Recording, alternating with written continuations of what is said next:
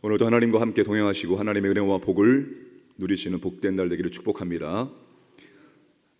드디어 하나님께서 이제 여로보암의 집에 손을 대기 시작합니다. 하나님의 심판이 시작됩니다.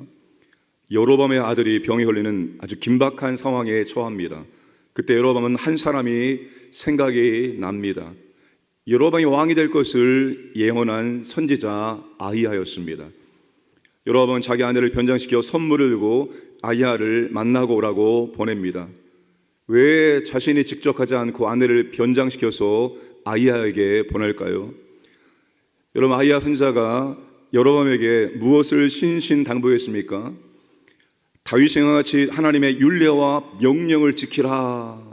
다윗처럼 하나님의 율례와 명령을 지켜라. 그 말을 신신당부했습니다. 그러나 지금 여로보암은 그 말씀과 정반대의 길을 걸어가고 있습니다. 자신이 직접 가면 심판이 선언될 것이 분명했기에 아내를 변장시켜 선물과 함께 보낸 것입니다. 여러분, 여로보암의 어리석음은 하나님이 정말로 무엇을 원하시는지 모르고 있다는 것입니다. 정말 하나님께서 무엇을 원하시는가? 여로보암에게 하나님께서 무엇을 기대하시는가? 하나님이 원하시는 것은 진실한 회개입니다. 여로보암은 죄라는 것을 뻔히 알면서도 여전히 돌이키지 않습니다. 하나님께 회개를 대신할 수 있는 것은 아무것도 없습니다.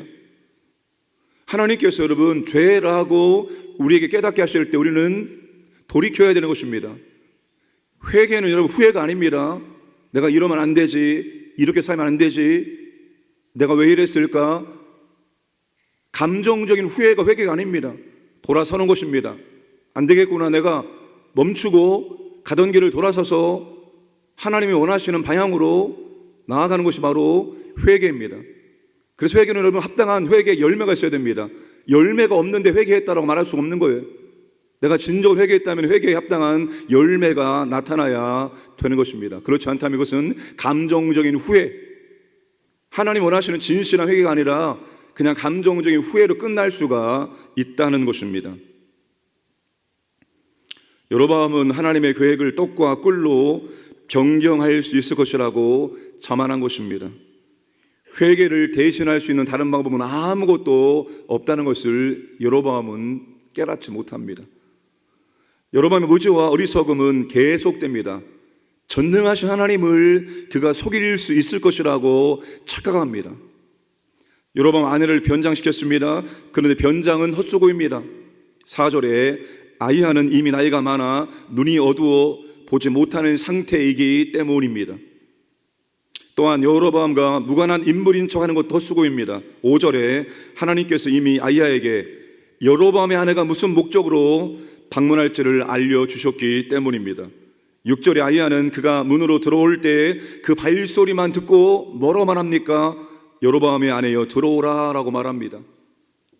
하나님은 발소리만으로도 여로보암의 모든 속임수가 간파당하도록 하십니다. 여러분, 여로보암은 사람은 속일 수 있을지라도 하나님은 결코 속일 수 없다는 것을 모르는 무지하고 무능한 사람입니다. 여러분, 사람 앞에서 가면을 쓰고 사람을 얼마든지 속일 수 있습니다. 이 세상은 여전히 누가 다스리고 있습니까? 마귀가 다스립니다. 속이는 자, 거짓에 능한 자, 거짓의 아비가 속고 속이기 때문에 사람들은 지금도 미혹되어지고 사람들은 속고 있습니다. 사람은 얼마든지 속일 수 있습니다. 그런데 하나님은 속일 수 없습니다. 하나님 앞에서는 변장도 가면도 어떠한 속임수도 통하지 않습니다. 그러므로 하나님 앞에 가면을 벗고 서야 됩니다. 하나님 앞에서 모든 위선과 가면을 벗고 진실해야 됩니다. 하나님 앞에는 정말로 정직해야 되는 것입니다. 거기에 하나님이 계셨습니다. 거기에 하나님께서 모든 걸 보셨습니다. 거기서 우리가 무엇을 하는지, 그때 우리의 감정이 어떠했는지, 우리가 무엇에 집착했는지, 우리가 무엇을 붙들었는지 거기서 하나님께서 모든 것을 다 보셨기 때문입니다. 그렇기 때문에 우리는 하나님 앞에 진실하고 정직해야 되는 것입니다. 아히야는 여로보암의 아내에게 여로보암의 집을 향한 심판을 선언합니다. 끔찍한 심판을 선언합니다. 첫 번째, 여로보암에게 속한 모든 남자를 하나님께서 전부 다 쓸어버리겠다는 것입니다. 10절 말씀 보겠습니다. 그러므로 내가 여로보암의 집에 재앙을 내려 여로보암에 속한 산에는 이스라엘 가운데 매인자나 노인자나 다 끊어버리되 거름더미를 쓸어 버림같이 여호와의 집을 말갛게 쓸어 버릴지라. 모든 남자를 하나님께서 전부 다 쓸어버리겠다라고 심판을 선언하십니다. 두 번째, 그들은 죽어서도 평안을 누리지 못하는 저주를 받는다고 선언하십니다. 11절 말씀을 보겠습니다. 여로보암에게 속한 자가 성읍에서 죽은즉 개가 먹고 들에서 죽은즉 공중의 새가 먹으리니 이는 여호와께서 말씀하셨음이니라 하셨나니. 가장 먼저 죽지만 가장 복된 죽음을 당하는 자가 바로 여로보암의 아들 아비야입니다.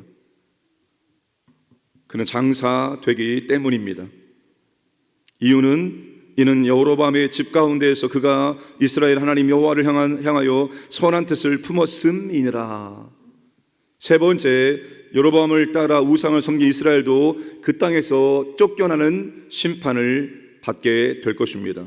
15절 말씀입니다. 여호와께서 이스라엘을 쳐서 물에서 흔들리는 갈대같이 되게 하시고 이스라엘을 그의 조상들에게 주신 이 좋은 땅에서 뽑아 그들을 강 너머로 흩으시리니 그들이 아세라 상을 만들어 여호와를 진노하게 하였음이니라. 여로보암에 대한 하나님의 심판은 가문의 몰락입니다. 가문의 몰락입니다. 더 이상 대를 이을 사람을 하나님께서 주지 않습니다. 그리고 나라의 멸망입니다. 하나님의 심판의 결과는 밝은 미래가 아니라 어두운 미래고 심판의 미래입니다. 왜 하나님께서 여로보암의 가문을 몰락시키고 북이스라엘을 멸망시키실까요? 왜 그렇게 하신다고 하나님께서 지금 선언하실까요? 8절과 9절 말씀을 함께 읽겠습니다. 8절 9절 시작.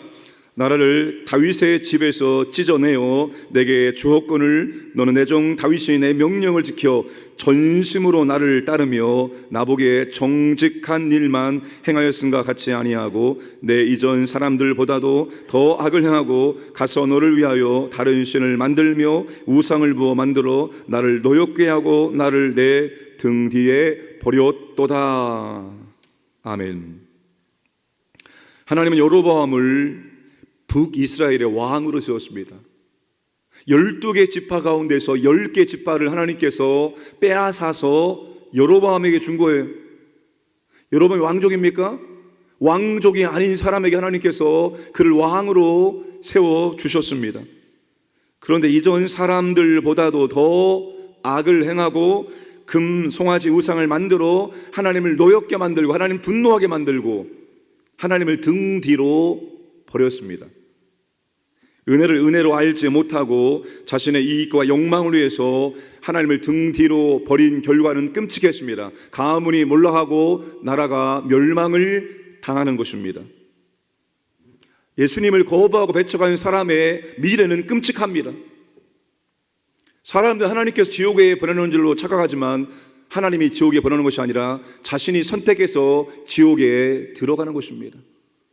모든 죄인들은 태어난과 동시에 지옥을 향하여 걸어가고 있습니다. 그런데 하나님께서 지옥으로 걸어가는 중에 누군가를 통해서 예수 그리스도 복음을 들을 수 있도록 만들어 주십니다. 그런데 그 복음 대신은 그리스도를 그가 거부하고 배척하면 그는 가던 길로 가다가 죽음과 함께 지옥에 떨어지게 되는 것입니다. 하나님이 지옥 보내는 것이 아니라 자신이 선택해서 지옥에 걸어가고 있다고 해도 틀리지 않습니다. 은혜를 잊고 하나님을 등 뒤로 버리면 두려운 미래, 심판의 미래가 기다리게 되는 것입니다. 여러분, 우리가 하나님의 은혜를 잊으면 안 됩니다. 하나님의 은혜를 잊으면 안 됩니다. 각골난방 하나님이 내 인생 가운데 찾아오셔서 내게 베푸신 은혜를 뼈에 새겨서 절대로 잊지 않으려고 노력해야 됩니다. 나 같은 사람 하나님께서 구원하시고 나 같은 사람에게 은혜를 주시고 나 같은 사람에게 직분 주시고 나 같은 사람에게 사명 주셔서 하나님의 나라와 영광을 위해서 동참시키시고 은혜를 주시는 그 하나님을 절대로 잊어서는 안 됩니다. 은혜를 기억하고 또 기억하고 하나님께 감사하고 또 감사하면서 하나님의 기쁨이 되고자 하는 삶을 살아가야 되는 것입니다. 하나님을 절대로 여러분 등 뒤로 버리는 일이 없기를 원합니다. 가정과 교회와 나라와 공동체에 하나님께서 권세를 위임하고 세워주신 지도자의 타락은 자기 개인에만 그치는 것이 아니라 그의 공동체 전체에 영향을 미치게 되었다는 것입니다. 나라는 왕이 제대로 세워질 때 하나님의 은혜가 나라 가운데 임하게 되는 것입니다. 믿음의 공동체 교회도 마찬가지입니다. 하나님이 세우신 지도자들이 똑바로 세워질 때 하나님의 은혜가 임할 수 있는 것입니다. 우리는 이것을 위해서 기도해야 되는 것입니다. 우리 가정의 미래, 우리 교회의 미래, 우리나라의 미래가 오늘 우리에게 달려있다라고 해도 틀리지 않습니다. 우리가 어떻게 하나님을 경외하느냐에 따라서 우리의 후손들이, 우리의 자녀들이 하나님의 복을 받느냐 아니면 하나님의 심판을 받느냐가 결정될 수도 있다는 사실을 기억하며 오늘 우리가 정말 하나님 앞에 올바른 믿음의 길을 걸어가려고 애를 써야 됩니다. 올바로 믿음의 길을 걸어가려고 애를 써야 되는 것입니다. 하나님께 정말 기쁨이 되고자 하는 믿음의 길을 걸어가려고 애를 써야 됩니다. 여러분, 우리가 알지 않습니까? 내 지금 신앙의 삶이 하나님께 기쁨인가? 아니면 하나님께서 슬퍼하실까? 우리 안에 거주하는 성령께서 근심하시는 것인가? 성령께서 잘했다, 수고했다, 애썼다라고 그렇게 우리 마음에 감동을 주시는가? 우리는 압니다. 그걸 모른다고요? 그걸 모르면 안 되는 거죠. 내 안에 성령께서 나와 함께 하시는데 그분이 기뻐하시는지 그분이 슬퍼하시는지 내가 모른다고요? 그렇게 될 수는 없는 것입니다. 성령을 근심케 하지 마시고 내 안에 계신 성령께서 정말 잘했다, 수고했다, 애썼다 기뻐하시는 믿음의 길을 걸어가시기를 주님의 이름으로 축복합니다. 그리함으로 우리의 헌신과 수고와 모든 것들이 우리 나라에, 우리 후손들에게, 우리 자손들에게 하나님의 복으로 임할 수 있기를 주님의 이름으로 축복합니다.